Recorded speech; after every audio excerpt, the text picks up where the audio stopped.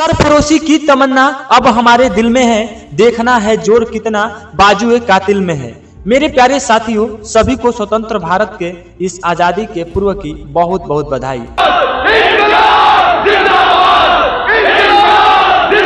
अपने विचारों को शुरू करता हूं 1931 के मार्च की उस एक रात की बात के साथ, जब मात्र 23 साल का एक जवान स्वतंत्रता सेनानी, जिसको अंग्रेज पकड़कर जेल में ले जाते हैं और उस स्वतंत्रता सेनानी को मौत की सजा सुना देते हैं। कसूर केवल इतना था कि भारत को आजाद कराना था और अंग्रेजों को भारत भी आजाद होता हुआ नहीं देखना चाहते थे। जब इस 23 साल के नवयुवक स्वतंत्रता सेनानी को आजादी के लिए, अपने देश के लिए लड़ने के जुर्म में अंग्रेज फांसी की सजा सुना देते हैं। फांसी के कुछ समय पहले इस युवक की मां मिलने के लिए जेल में आती है। मार्च 1931 को वह काली रात, उस रात को चारों ओर का अंधेरा जरूरत से कुछ ज्यादा ही गहरा काला था और उस रात में रोज की तुलना में बहुत ज्यादा सन्नाटा था। लेकिन इस सन्नाटे के बीच जेल के भीतर एक कोने में एक माँ और उसके बेटे के बीच जो आखिरी बातचीत हो रही थी, वो आखिरी मुलाकात हो रही थी, जो हिंदुस्तान के आने वाले दिनों में एक तूफान लाने वाली थी। और ये बातचीत सिर्फ शब्दों का आदान प्रदान नहीं था, बल्कि एक माँ की ममता और साहस और एक जवान बेटे के बलिदान के संकल्प की कहानी थी। माँ की आंखों में आंसू थे, लेकिन उनका हृदय अपने बेटे के साहस पर गर्व करता था। जेलर ने माँ के अंदर बुलाया और उन्हें उस कोठरी की तरफ लेकर गया जहां पर इस नवयुवक को रखा गया था। नवयुवक अपनी माताजी को देखकर अपनी जगह पे खड़ा हो जाता है।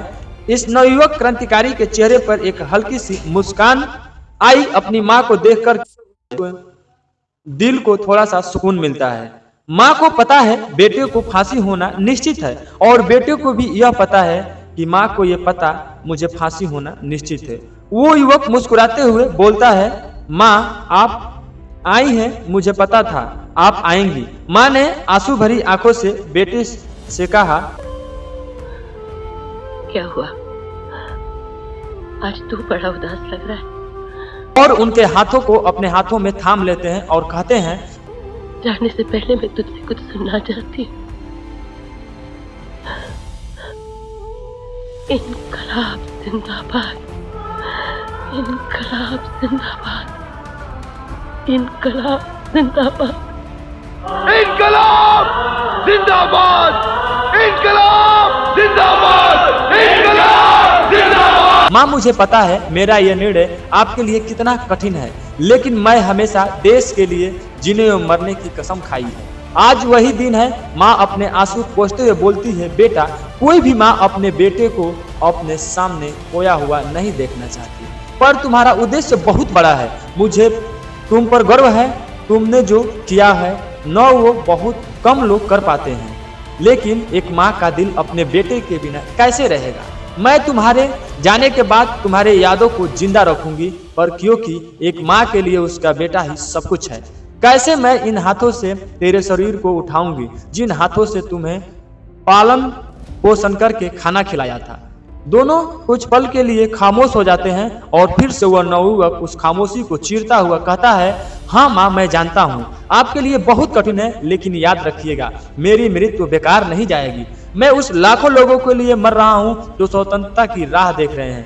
मेरे बलिदान एक दिन इस देश को आजाद कराएगा और मुझे खोने की फिक्र मत करना माँ, क्योंकि अगर आज मैं एक भगत सिंह बलिदान दे दूंगा ना, तो इस देश में हजारों भगत सिंह पैदा होंगे, लाखों भगत सिंह पैदा होंगे, जिनमें तेरे इस बेटे की छवि होगी। इसलिए माँ मेरा बलिदान बेकार नहीं होगा। लिखने वाले ने क्या खूब लिखा है कि शहीदों की चिताओं पर लगेंगे हर बरस मेले और वतन पे मरने वालों का यही बाकी निशा होगा। 23 साल के भगत सिंह को हंसते हंसते फांसी पर चढ़ जाना मंजूर था, पर गुलामी में जीना इन्होंने कभी नहीं कबूल किया। ऐसे कई नाम हैं इतिहास में, सुखदेव, राजगुरु, मंगल पांडे, राम प्रसाद बिस्मिल, अशफाक उल्लाह खान, ठाकुर रोशन सिंह, महात्मा गांधी, चंद्रशेखर आजाद। नाम अगर बोलता रहूंगा ना तो कई दिन निकल जाएंगे, लेकिन नाम कभी खत्म नहीं होंगे। आज जिस अबो हवा में हम खुली सांसें ले रहे हैं ना, उसके लिए न जाने कितने आज़ादी के दीवानों ने इस आज़ादी के लिए लड़ते लड़ते अपनी सांसें छोड़ी है। उसकी कोई गिनती नहीं है, बल्कि हमारे इस देश के कई वीरों ने अपना खून दे करके कमाई है। ये आज़ादी हमें विरासत में यूं ही नहीं मिली है। न जाने कितनी माओं का दामन सुना हुआ है आज़ादी के आंदोलन में। दौर था जब लोगों को भूत जरूरत रोटी कपड़ा मकान नहीं होती थी, बल्कि आज़ाद हिंदुस्तान में सांस लेना हुआ करती थी। चंद्रशेखर आज़ाद, जिन्होंने आजीवन अंग्रेजों का गुलाम नहीं बनने का प्रण ले रखा था। अंग्रेजों की लड़ाई में जब ये लोग उनको गोलियां खत्म होने वाली थी तो आखिरी गोली को अपने सर में लगाना स्वीकार किया, लेकिन अंग्रेजों के सामने सरेंडर करना कभी स्वीकार नहीं किया।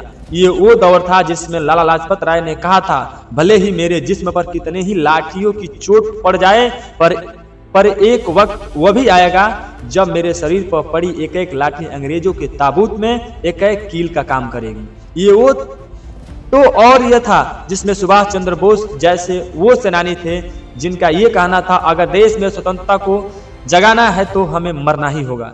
और जिन्होंने यह भी कहा था, मैं तुम्हें आजादी दूंगा, बिना हिस्से के भी लड़ाई की जा सकती है। ये हमें महात्मा गांधी जी ने सिखाया है। उन गांधी जी ने यह भी सिखाया है, या तो करो या फिर मारो, या तो आज या फिर कभी नहीं है।